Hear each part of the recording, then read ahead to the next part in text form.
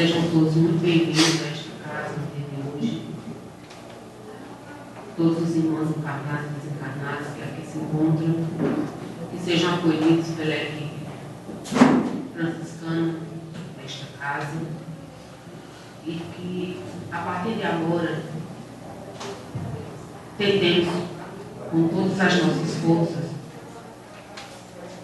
concentrar o nosso pensamento, direcionar a nossa energia para o bem-estar, para o equilíbrio, para a paz, para o recebimento das palavras que serão proferidas hoje pelo nosso irmão Silvino, trabalhador da Casa de Assis, frequentador já há certo tempo, que hoje vai nos presentear com a sua exortação, com a sua palestra. E desde já, dando as boas-vindas também a quem está vindo na casa pela primeira vez. Sinto-se todos muito bem acolhidos. E a nossa casa é uma casa pequena, mas com bastante atividade durante a semana. Então, no domingo, nós temos às 9 da manhã o estudo do Livro dos Espíritos. De 9h30 até 11 horas, estudamos a cada 15 dias uma obra de André Luiz. Estamos vendo libertação. E a cada 15 dias também tem um estudo direcionado a quem trabalha na mesa mediúnica. E esse estudo será feito no próximo domingo. Então, o próximo domingo não será aberto ao público, e sim direcionado aos trabalhadores da casa. E antes de cada atividade nossa, de cada atendimento, nós também temos um momento de estudo sobre aquilo que a gente está fazendo. Porque acreditamos que a doutrina espírita é, antes de tudo, um veículo de instrução, não só no campo espiritual, mas no campo moral, afetivo. É uma filosofia de vida que nos orienta, que nos conforta, que nos dá força para continuarmos caminhando. Então, na segunda-feira, temos um trabalho de desobsessão. E antes do trabalho, tem o estudo também. Para você ser atendido nele, necessita passar pelo acompanhamento fraterno, assim como os outros atendimentos da casa também. Na terça-feira, a palestra pública, que é um momento de excepcional benesse para todo mundo. Então, quando você vem aqui, você traz consigo os seus afetos e muitas vezes os desafetos, e você vai recebendo um atendimento coletivo, paulatino, à medida que você vai se dispondo a escutar, a receber aquilo que a equipe espiritual tem para lhe oferecer. Depois da palestra, nós temos o passe, que vai reequilibrar as suas energias através da fluidoterapia, de dar uma aliviada do dia a dia, e assim a gente tem força para aguentar mais uma semana. Na quinta-feira temos o atendimento à apometria, que também tem estudo antes. E a cada 15 dias, nos sábados, o atendimento de cura, que também tem estudo antes, e para poder ser atendidos, tem que passar pelo acompanhamento fraterno. Essa conversa que Rosa estava tendo agora mesmo com as pessoas que estavam aqui nos bastidores. Então, é uma triagem para saber que tipo de atendimento vai encaminhar a pessoa. É o veículo também. E uma das coisas que a gente coloca em prática é que, para ser atendido, você também precisa assistir a palestra. Porque você precisa saber do que se trata. E você é o autor da sua cura. Não são os espíritos que vão lhe curar. Eles vão lhe dar subsídios para que você descubra que você é responsável pelos seus males e pelos seus bens também. Então, é você o autor da sua vida. Não é a Casa de Assis, não é a equipe espiritual, não é ninguém. A transformação moral é necessária. E essa é a maior parte, é sua. A Casa Espírita, juntamente com a equipe espiritual, faz uma pequena parte. Quem vai fazer a outra parte imensa é você. Mas esses são os avisos gerais. Queremos agradecer as doações para as feiras e também as doações de roupas que foram solicitadas e aproveitando também para continuar pedindo. A gente monta 4 feiras durante o mês, então a gente pede, agradece e já está pedindo de novo, porque a necessidade não termina. E quem puder trazer alimentos não perecíveis, que traga e entregue às meninas. No final do mês, quando estiver mais próximo de montar as feiras, a gente divulga a lista do que está faltando e pede de maneira direcionada. Ninguém é obrigado a nada. Você traz se você puder, se você quiser. Se você não puder, não tiver em condição, vibre positivamente, faça uma oração que você já está contribuindo demais. E as roupas, nós também estamos prestando dessa vez roupa para crianças de 1 ano de idade. Então, quem tiver roupa perdida dos seus filhos, pequenininho, quiser doar, traga para casa, que tem pessoas que estão precisando.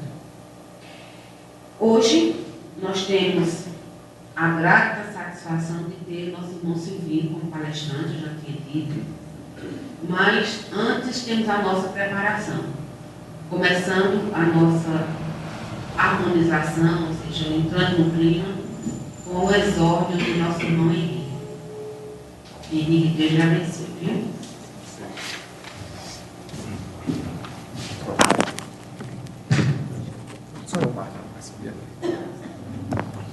Tá bom.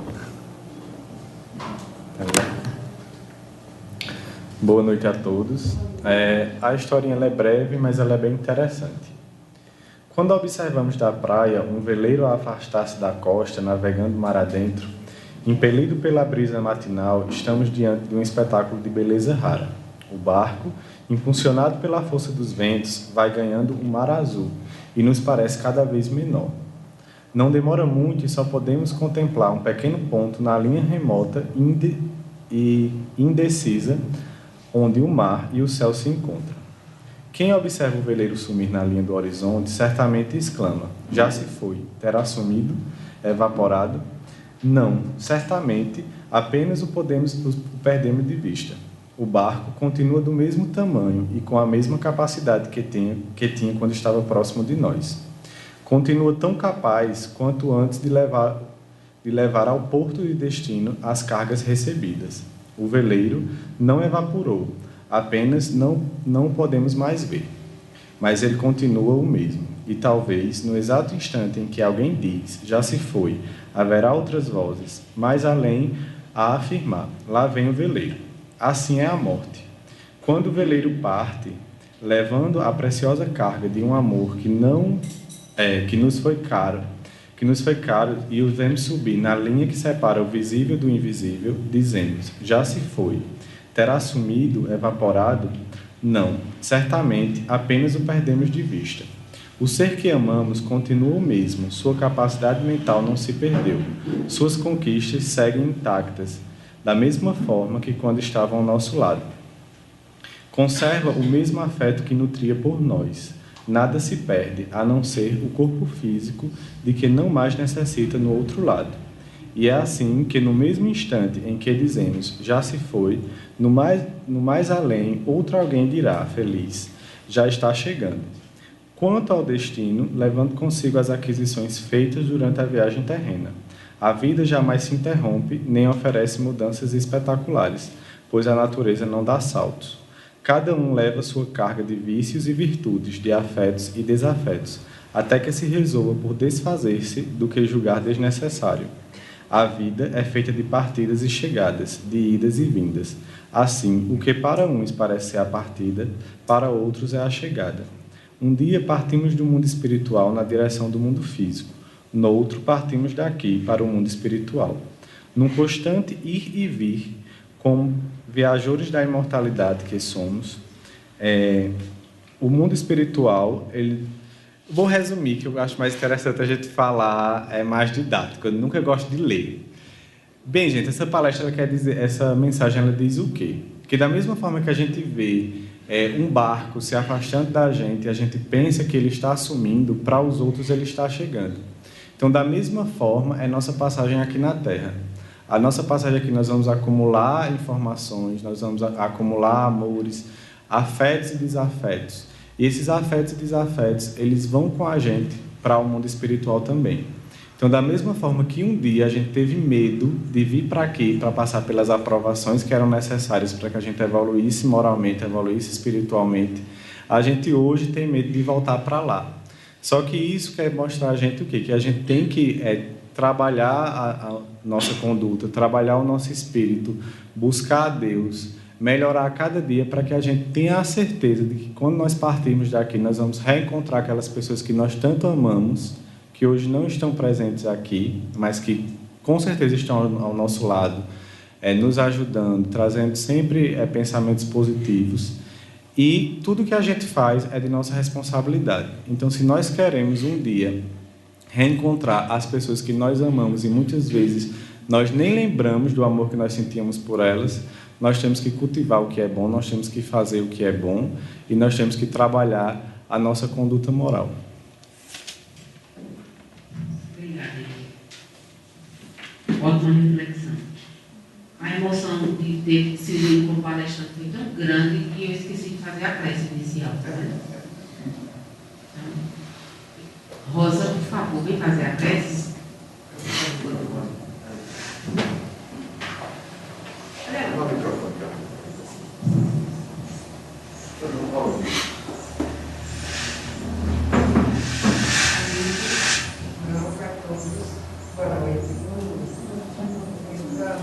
Nesse momento, buscar uma reflexão, uma reflexão de paz consigo mesmo, uma acomodação interior e mentalizar um mestre maior que seja Deus, para que, nesse instante, cada um de nós aqui presente, encarnados e desencarnados, possa estar sensível a essa voz interior. Cada um de nós possa receber de Deus aquilo que veio buscar nesse lugar, nesse mundo. E que a paz e o amor de Jesus estejam conosco durante todo o processar desta caminhada.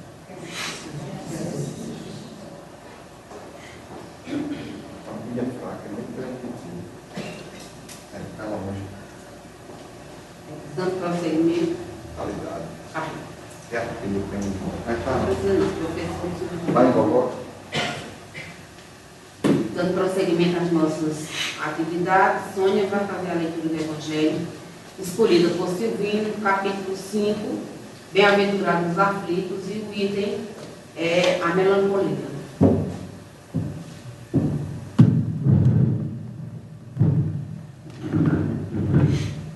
Boa noite, pessoal. A melancolia. Sabeis por que uma tristeza indefinida às vezes se aposta de vossos corações e vos faz achar a vida tão amarga? É vosso espírito que aspira à felicidade e à liberdade que, ligado ao corpo, que lhe serve de prisão, consome-se em grandes esforços para libertar-se dele. Porém, vendo que são inúteis, caem em desânimo, e com o corpo sofre essa influência, a falta de energia, o abatimento e uma espécie de apatia se apodera de vós, fazendo com que vos acheis infelizes. Acreditai em mim, resisti com energia a essas impressões que vos enfraquecem a vontade. Essas aparições por uma vida melhor são inatas no espírito de todos os homens, mas não as procureis neste mundo. E agora que Deus vos envia seus espíritos para vos instruir sobre a felicidade que eles vos reservam, esperei pacientemente o anjo da libertação, que deve vos ajudar a romper os laços que mantêm vosso espírito cativo. Lembrai-vos de que tendes de cumprir uma missão durante vossa prova na terra, da qual não podeis duvidar, seja vos devotando à família, seja realizando os diversos deveres que vos são confiados. Se no decorrer dessa prova, enquanto cumpris a vossa tarefa, desabarem sobre vós as preocupações, os cuidados e os desgostos, sede fortes e corajosos para suportá-los.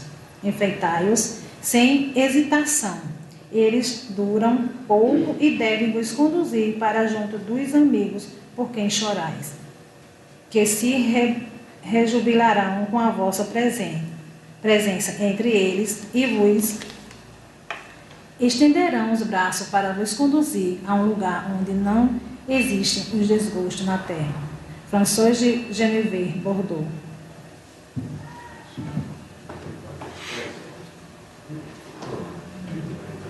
Eu gostaria de chamar a atenção somente para um ponto. O exórdio que o nosso amigo Henrique acabou de fazer, falando sobre o veleiro, a partida, e o evangelho escolhido pelo nosso irmão Silvinho, e, consequentemente, a palestra que ele vai proferir. Então, vocês sabem que nada é combinado. Cada um escolhe os seus textos ou que vai discutir de maneira separada. Mas a espiritualidade age de maneira coordenada, para que a palestra tenha um sentido, para que ela alcance o seu objetivo.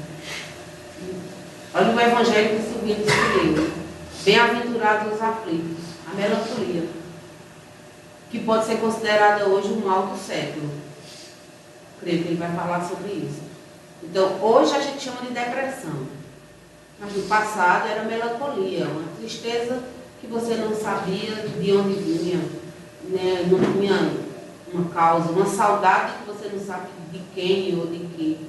E uma das coisas que mais causa essa melancolia é a chamada perda de entes queridos, que a gente não perde nada, porque a gente não perde aquilo que não tem. Então, você pode perder um sapato, perder um batom, porque você comprou, depois você encontra, mas você não perde uma pessoa. As pessoas não são de nossa propriedade, então elas vêm e vão. Tudo vai depender do ponto de vista do observador. Então, para quem está vendo, para quem vê uma pessoa que passa por um processo de desencarnação de um ente querido, você vê, é o veleiro que está partindo. Ele está indo e você não sabe se vai voltar. Para algumas pessoas. E para a espiritualidade, é um filho amado que está chegando. Então é festa e é novas esperanças. Então, Silvinho, que Deus lhe abençoe, lhe ilumine, que os irmãos benfeitores guiem as suas palavras e que possamos aprender com você hoje. Obrigado, Senhor. Tá bom, Tá bom. Gente, eu não sou palestrante e eu frequentava uma casa espírita em que havia um palestrante que ele sempre fazia suas palestras escritas. Aí eu pensei, eu tenho tanta vontade de fazer uma palestra, eu vou fazer escrita.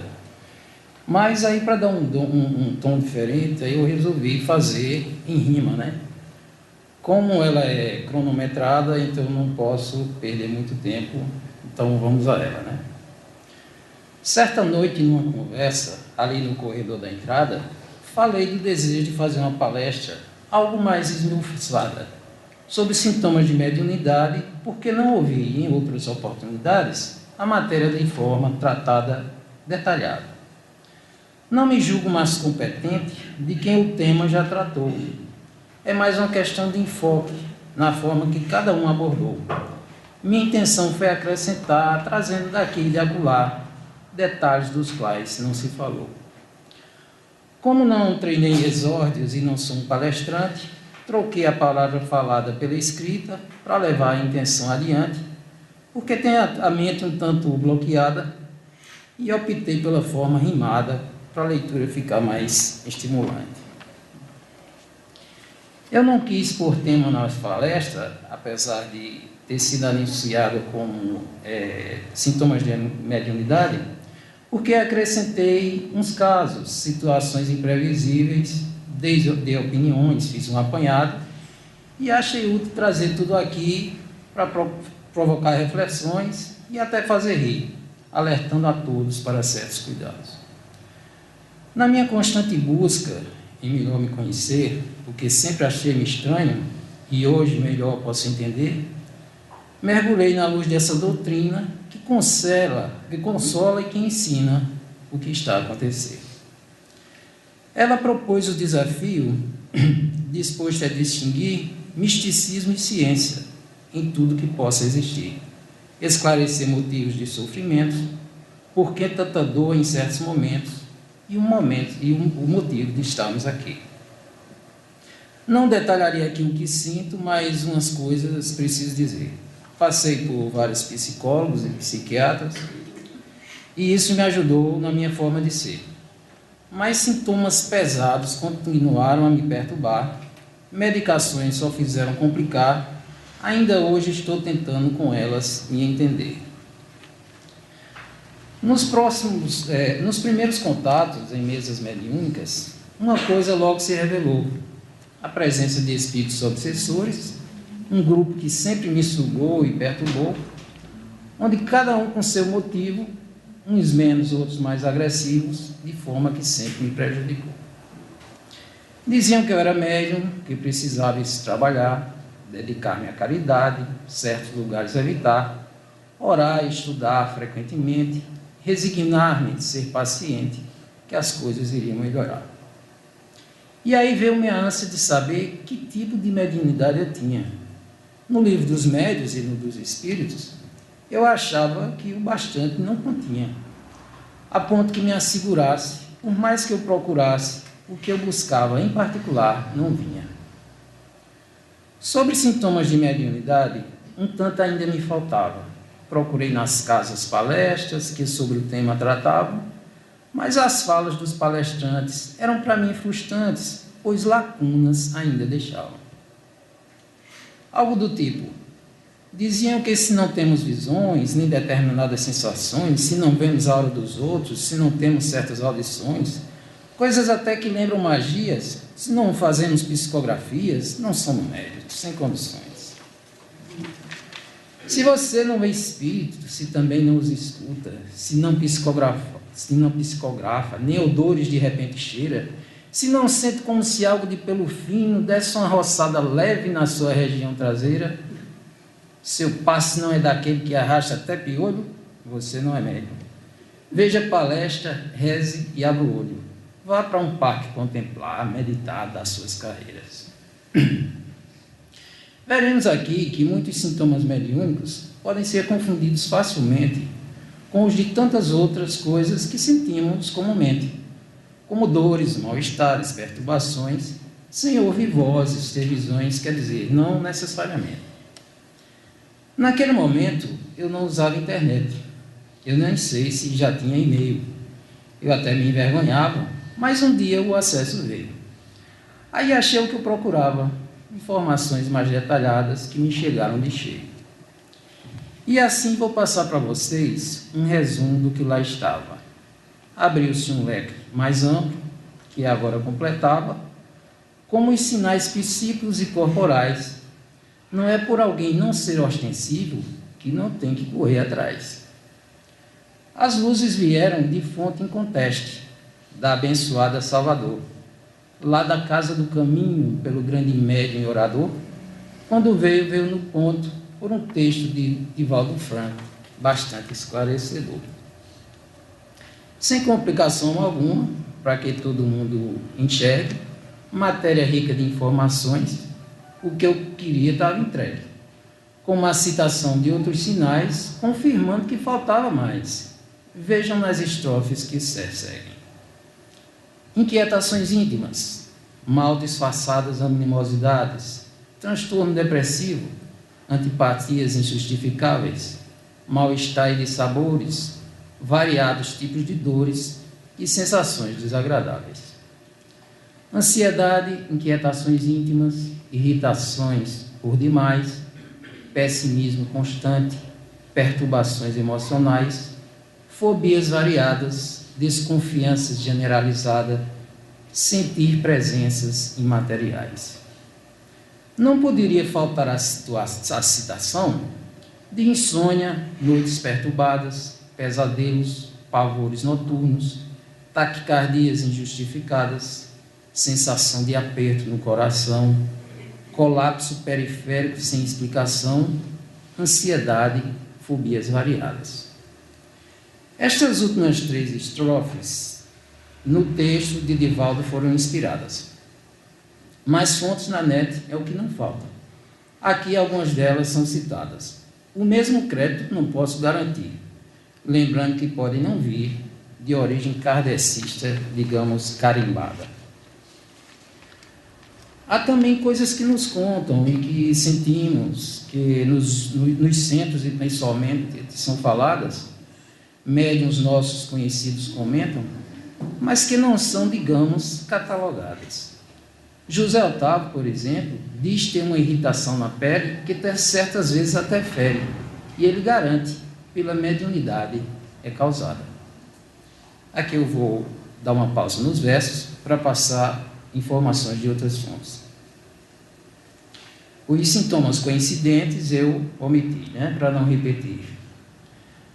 Mal-estar em ambientes com muitas pessoas, mudanças de humor, agitação, hiperatividade, bloqueio mental e criativo, desmaio sem causa aparente, sensação de peso na cabeça e nos ombros, arrepios com sensações de frio ou calor, como rajadas, formigamento nos membros, entorpecimento geral dos sentidos, com sensação de despersonalização e desrealização, tontura, enjoos, falta de ar, sensação de nó na garganta, suor frio nas mãos, bocejos e olhos lacrimejantes, sem causa física, desejos repentinos de fazer algo incomum e incoerente com a bondade cristã, entre outras coisas.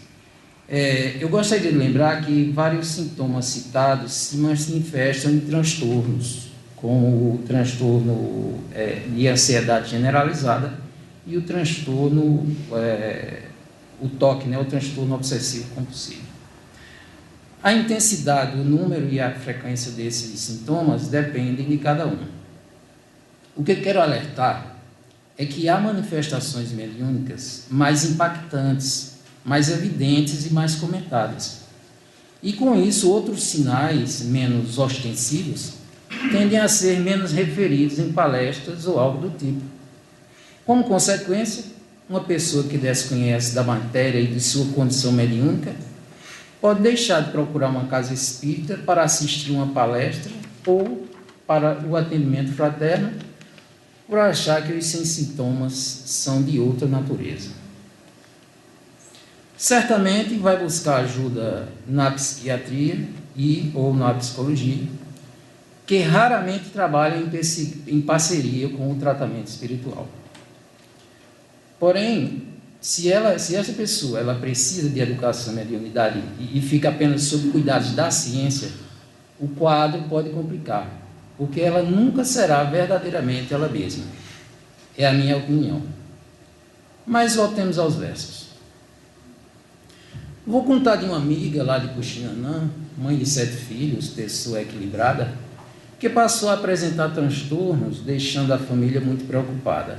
Síndrome de pânico e depressão era o quadro dela então, quando foi diagnosticada. Trazida para Campina, não teve seu problema resolvido, passou por 2 psiquiatras em vão e aí quis ir a um médico querido, por amizade, confiança e intuição. Não foi a um psiquiatra, não. Ir a Fernando Queiroga foi seu pedido. Não passava em sua cabeça, de forma, digamos, consciente, que estava procurando um médium e que aí seria diferente. Dr. Fernando foi em cima. Esse caso não é só da medicina, mas ela nisso estava descrente. Foi levada a um centro espírita, mas não gostou da novidade. A amiga resistia. Levaram-no contra sua vontade. E foi constatada a obsessão. Entidades aproveitavam a ocasião, pois ela passava por uma fragilidade. Lá em São José da Mata, no centro de Duas Queridas, falo de Verônica e Moema, foi muito bem assistida. A resistência foi quebrada, em 2 meses foi curada e não teve mais recaída. Verônica disse: você não é médium, mas tem um tiquinho de mediunidade que pode às vezes lhe trazer problemas. E diante desta sensibilidade, necessária proteção se fez Volte aqui ao menos uma vez por mês, palestra, passe, seja fraterna, pratique a caridade. Como vemos neste caso, só curto tratamento e recomendações. Tarefa na casa não foi aconselhada. Ela lá frequenta e no seu lar faz suas orações. Até hoje nada mais sentiu, mas o diagnóstico foi quem primeiro garantiu a defesa para maiores complicações. Essa coincidência de sinais físicos e mentais com mediúnicos também reforça o desejo que algumas pessoas têm de médium ser, seja por curiosidade, modismo, vaidade ou até neurose, seja por crer numa santidade que venha a florescer, parecem esquecer da dívida que nós médiuns temos. É natural que em momentos de luz, pela prática, passemos, mas só nós sentimos como é o lado do sofrer, pelo qual agradecemos, porque é graça e nos redime. Mas isso Hollywood não costuma mostrar. O público quer vampiros apaixonados, X-Men, milagres, matadores de zumbis. Vejo jovens, candomblé, jurema, umbanda, ayahuasca, a procurar, em um frenesi místico ou busca por identidade, sem assimilarem o que pode haver ali de bom e de verdade. Mediunidade é condição natural a aflorar.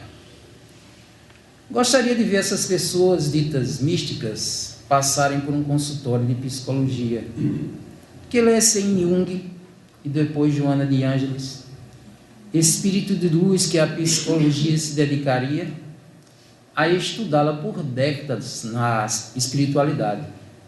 Ser um paciente dedicado, existe vigilância na humildade, e sem esta, um médium, como seria? Não podemos fugir de nós mesmos. Só está perdendo tempo quem o faz, mascarando, apegando-se à fantasia. É comum não olharmos para dentro e para trás, buscando o que somos e onde erramos, assim como analisar traumas pelos quais passamos e ressignificar para fortalecer e amar mais. Só quem se descobre médium sabe pelo que passa. É um tapa de realidade sobre a realidade, a qual, diz o ditado, é a maior das ilusões. Sentimos coisas desde mais tenridade, outros mais tarde, mas não escapam não. Por toda a vida verão tudo em volta com outra visão, lutando contra o egoísmo, o orgulho e a vaidade. Temos conosco que tudo pode acontecer. Com atitudes diferentes, fazemos planos. Ficamos atentos para mantermos um pé atrás. Como em luta de boxeadores nós observamos, quase sempre com um pé atrás, eles estão, para no impacto não caírem de bunda no chão. Para o tudo e o nada nos preparamos. Mediunidade dá guinadas em muitas vidas. Daquelas vocês sabem de grau 180. Temos outra maneira até de sentir o corpo. Não quer dizer que os desejos se ausentam. Pelos prazeres carnais, o mesmo gosto temos. O que muda é a atitude com que fazemos, além do gozo em ajudar com que Deus nos contempla. Vou mudar o formato das estrofes. As 7 linhas, 4 vão ser agora, ainda tendo os movimentos da vida como enfoque, pois eu nunca soube se estou dentro ou se estou fora. A vida mexe conosco de tal maneira que quem é meio filósofo rebola. Ainda mais sabemos que é passageira, além do tal do destino que nos enrola.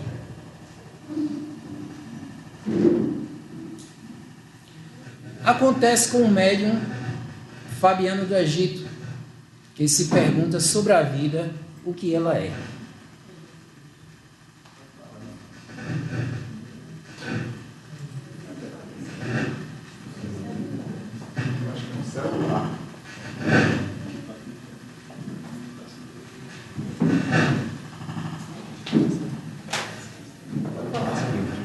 Pode, né? Acontece com o médium Fabiano do Egito, que se pergunta sobre a vida, o que ela é.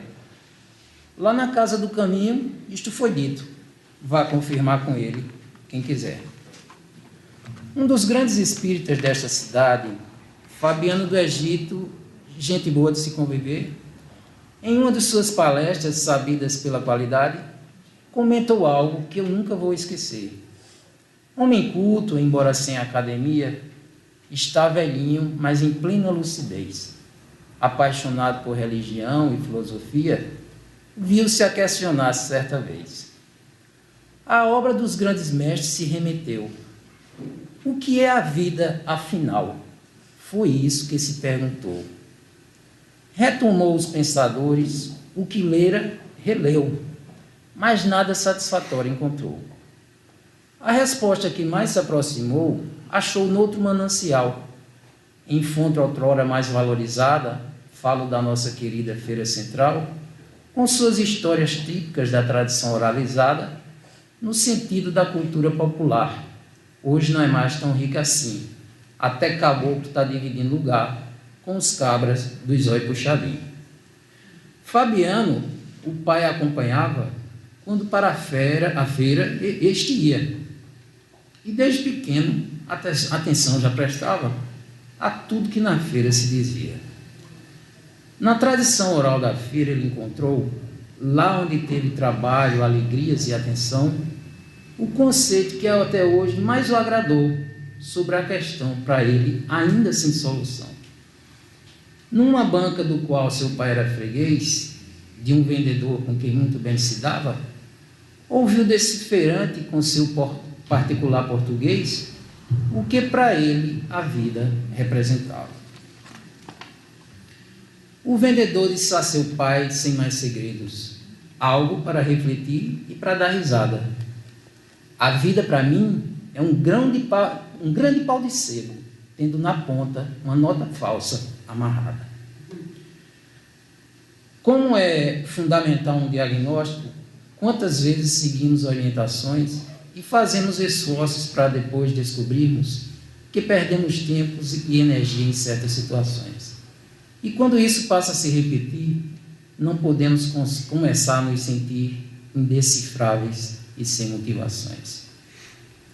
Quando o fim veio uma nova luz e finalmente me agradou um parecer, também vi que há resistências e críticas sobre a forma como veio a acontecer. Foi pela avaliação da apometria. E então eu achei que deveria isso aqui expor e defender. Há uns 8 anos atrás, fiz longo tratamento de desobsessão. Sem obter o resultado almejado, apenas, apesar da mútua dedicação, seria uma questão de técnica e leitura, que só veio em situação futura, através de outra instituição, que, como esta aqui, adotou nova técnica, ousou inovar, experimentar, ampliar. Vejam o exemplo do passe magnético, que é permitido aqui divulgar, por uma flexibilidade na mentalidade. Aqui são abertos espaços, oportunidades, oferecendo de forma eclética o que se queira optar. Foi através de ex-trabalhador desta casa que a apometria eu viria a conhecer. Hoje ele lida com tratamento magnético. Pela apometria eu pude ter um procedimento mais revelador da relação eu-obsessor, em momentos que nunca vou esquecer. Alguns espíritas alegam que ela desviaria de algum princípio de nossa doutrina. Isso é uma questão muito subjetiva. Esses críticos, na prática, não examinam. Poderiam presenciar, mas pretendem obter em sua evolução moral. avante. No livro Lázaro Redivivo, psicografado por Chico Xavier, nos capítulos 33 e 34, Humberto de Campos responde a um estudioso incomodado com atos africanistas que achava primários em instituições espíritas adotadas, ao que Humberto reagia e acentuava que naquele dito primitivismo não faltava o acolhimento e o aconselhamento abençoado. Vou ler para vocês um trecho do capítulo 34 que destaquei neste sentido. Ouçam as recomendações de Humberto de Campos. Isso em resposta a esse senhor que queria abrir uma casa espírita e estava preocupado porque havia identificado algumas práticas, digamos, africanistas. Diga aos nossos companheiros do espiritismo cristão no Brasil que eles receberam de Jesus um sagrado depósito, qual de associar o evangelho da redenção às conquistas científicas, filosóficas e religiosas da humanidade. Insista para que aproveitem a gloriosa oportunidade em obras de amor, que eles nos ajudem no benemérito serviço de educação e libertação daqueles a quem tanto devemos. Mas ouça, avise-os para não se aproximarem dos nossos benfeitores humildes como catedráticos orgulhosos e envaidecidos, e sim como irmãos verdadeiramente interessados no bem. E, sobretudo, diga-lhes que também nós estamos empenhados na mesma luta pela iluminação espiritual, mas que, ao ensinarmos a Pai Mateus e Mãe Ambrósia as lições acerca das leis de Kepler, dos movimentos de Brown e das ondas de Marconi, aprendemos com eles, por nossa vez, as lições de humildade, devotamento e renúncia, nas quais já se diplomaram, desde muito negando a si mesmos, tornando a sua cruz e seguindo o nosso Senhor Jesus Cristo. Clóvis Nunes fala em palestra que nós não devemos recusar reforços de espíritos do bem que se apresentem no intuito de ajudar. Se estivermos seguros da boa intenção, para bloqueá-la não há razão. Se quando é fraude, podemos identificar. Ressalta ainda que Bezerra tem sido visto em auxílio na Umbanda, nos terreiros, na intenção de garantir aprimoramento, passar orientações, dar bons conselhos a entidades a quem se precisam ajudar para ficarem mais preparadas a atuar e evoluir na ajuda a terceiros. Penso que um intercâmbio é bem-vindo quando o respeito vem de ambos os lados, quando nenhum dos lados é invadido. Na espiritualidade maior, é assim que trabalhos são realizados, por irmãos originários de vários credos. O nosso mestre é o mesmo dos caboclos e preto velhos. Não nos importa se de Jesus ou de Oxalá ele é chamado. A luz é a mesma em toda a terra. Em todo o universo, podemos dizer. É para espíritas, umbandistas, hinduístas, muçulmanos, cristãos, budistas e mais a ter. Sua essência, características, propriedades são as mesmas. Como única é a verdade dessa luz-amor, todos nós a fortalecer. Lembram o que disse Jesus sobre a lâmpada? Sobre aonde devemos colocá-la? Ou seja, se temos conosco alguma luz e outros estão a necessitá-la, ele diz para que no alqueire ela seja posta. Ela assim aumenta de forma que se possa atender outros que estejam a precisá-la.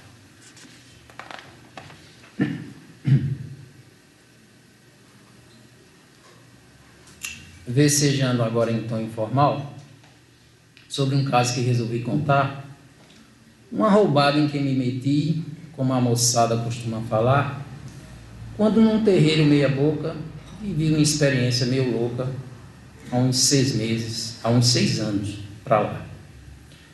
Antes, no entanto, uma declaração. Sempre respeitei Umbanda e Candomblé. Costumo ler e visualizar conteúdos para saber principalmente o que a Umbanda é. Não é por ter ido a um Candomblé despreparado, que só fez me deixar decepcionado, que o meu respeito não deixarei de pé. Em Campina, essas práticas são muito diversificadas. E só de 2 lugares tem referências de referências. Essa diversidade foi tratada em teses universitárias locais, que falam dos procedimentos, diferenças e influências. Acredito que seja nos médiuns e seus guias onde deve-se encontrar a necessária garantia pela prática da caridade e pela experiência. Quem é atingido por fortes obsessões, às vezes de tal forma se apoquenta, que corre riscos em tentativas em coisas que os outros orientam. E em alguns lugares à porta, mesmo vendo coisas tortas, um obsediado, desesperado, enfrenta. Irmãos e irmãos, eu já tive um amigo que tinha seus dotes de paranormal. Ele previu mortes de famosos e um tsunami. Sua previsão costumava ser fatal. Um dia ele me viu à distância sendo obsediado e logo me procurou, bastante impressionado com a força com que me atingia o mal.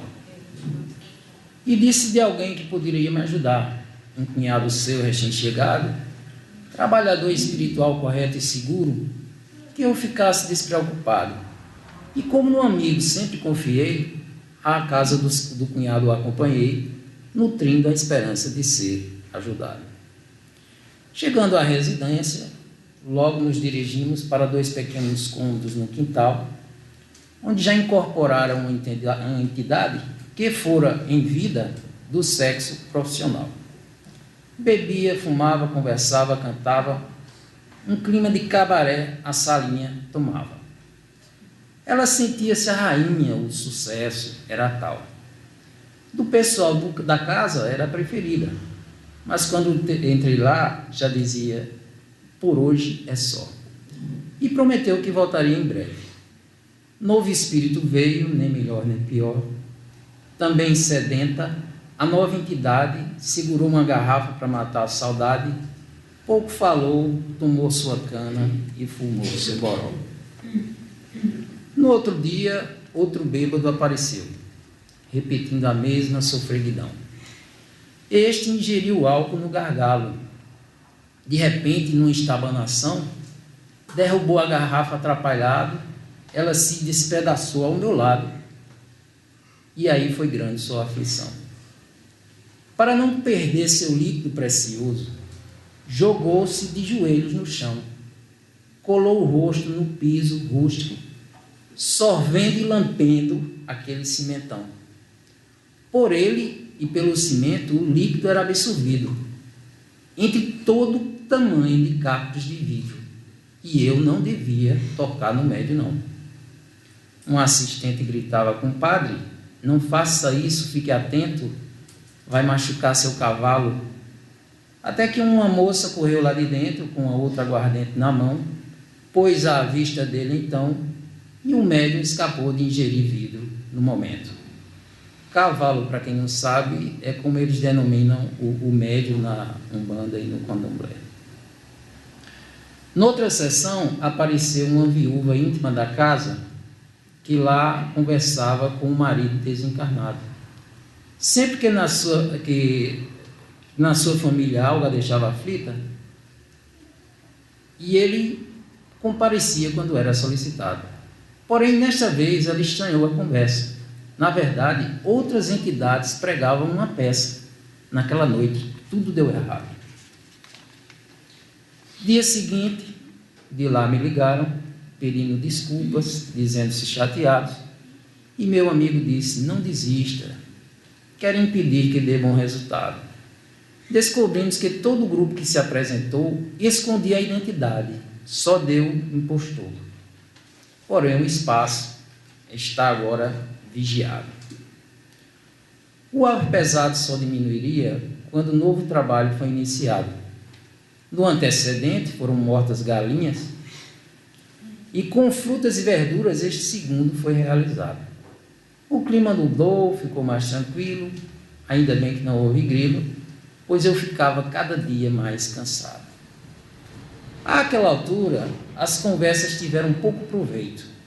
As entidades acharam que eu ficara impressionado, mas mesmo as de certa sensibilidade, pouco tiveram a oferecer.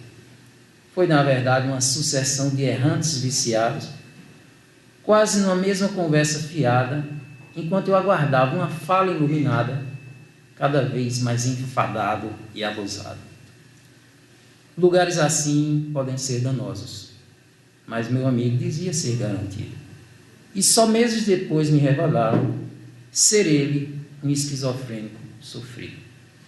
Porém, preocupou-se com os obsessores que me rodeavam. Ele mais uma vez comigo se preocupava. Valeu a nobre intenção e como lição os ocorridos. Viria enfim a luz no último dia? A prostituta voltaria para botar ordem e coisas valiosas a revelar? Eles queriam me passar essa garantia. Eu aguardava o momento de ser orientado. Ela vinha sendo tão bem recebida, todas suas vontades sendo atendidas. Chegara o momento tão aguardado. Seriam conselhos para as minhas agonias. Ela traria alívio para minhas dores. Eu retomaria minha agilidade mental, resgataria minha identidade. Além do preto, branco e cinza, conseguiria ver outras cores. Adeus transtorno depressivo, TAG, desapego à vida, projetos interrompidos, baixa autoestima, tantas feridas. Tudo ia desembaralhar, até no campo dos amores. Depois de uma vida de insônia e pesadelos, não teria mais perturbações ao dormir. Faria novos cursos, criações, instrumentos. A arte na minha vida a ressurgir. Interagiria melhor com todo mundo. Sentiria a cada minuto, cada segundo, a vida voltando no corpo, a fluir. Cheguei a pensar na questão de quem estava a tentar me ajudar nos meus problemas. Uma prostituta desencarnada errante, apegada ao antigo sistema, fazendo comércio com seu perispírito, seu templo, mas eu já estava naquele envolvimento, naquele precário e inseguro esquema. Mas era no meu estimado amigo que eu me sentia assegurado, porque ele sempre me fora fiel, humilde, prestimoso, delicado. Ele afirmou, ele garantiu, toda a responsabilidade assumiu, disse-me, fique de coração aquietado. Após a sequência de conversas superficiais, com álcool e fumo temperadas, vi a prostituta introspectiva, alguma coisa a acalmava. Cessara a verborragia louca, uma centelha de luz a teria feito calar a boca, chegara enfim um momento que eu tanto aguardava. Novo eu, nova vida a aflorar, junto com o advento da transição planetária, quase grito, a entidade compenetrada me olhava, procedeu-se um silêncio que julguei bendito. Após mais um gole, mais um trago, ela parou e numa voz envolvente finalmente falou, ô pedaço de macho bonito. Foi assim mesmo, gente. Esta luz que trazemos todos nós, que todo ser humano pode oferecer, é proteção para todas as casas espíritas, em todo o trabalho que elas possam exercer.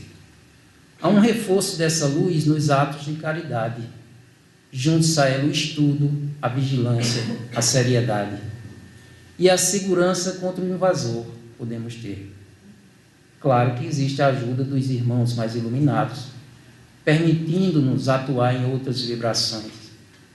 Esta sintonia com entidades mais amorosas vem por merecimento das nossas ações. Se relaxarmos, perdemos fortalecimento.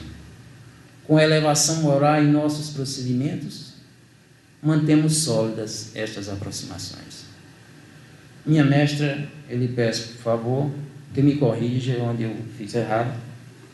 Sou um marinheiro de primeira viagem, nesse caso há pouco tempo atracado. Devo ter errado em alguma conceituação, seja como tenha sido, fiz de coração. Muita paz, muita luz. Muito obrigado.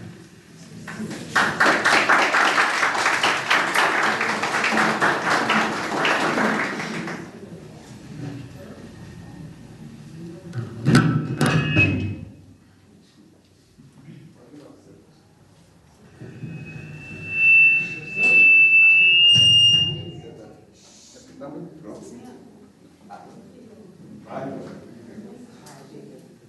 Diga. Pessoal, eu acho que a sensação de todos foi bem parecida, né? De surpresa, né? De plenitude, de segurança. Só não gostei do final, né? Não existe mestre aqui nessa terra. Quem sou eu para dizer alguma coisa? Só dizer que eu estou simplesmente extasiada com a forma inusitada com que ele fez a apresentação e nos pontos, né? A coerência, a lição, né? Hoje a gente teve uma verdadeira lição de mediunidade e seus sintomas. Ele começou conceituando, começou mostrando os diversos tipos e termina nos abrilhantando com esse caso de vivência. Então, meu amigo Silvino, que Deus continue lhe abençoando. Essa foi a ponta do iceberg da sua mediunidade. Tem muito mais aí guardado, com certeza. Então, que você dê prosseguimento. E nós da Casa de Assis e toda a espiritualidade que estava ali assistindo, nesse momento, nos colocamos na posição de agradecidos pela reflexão, pela cadência, pelo carinho que você preparou essa palestra. Você juntamente com a equipe que lhe inspirou. Então, que o seu exemplo também seja seguido por tantos outros médiuns da casa, que tem tanto a doar, tanto a dar, e aqui ninguém fecha a porta para ninguém. Pelo contrário, né? A gente está aqui para... Muitas vezes, né, diz que é para doar, mas é para receber mesmo. Porque nós, trabalhadores da casa, somos os mais necessitados. Quem passa mais tempo no hospital é aquele que está mais doente.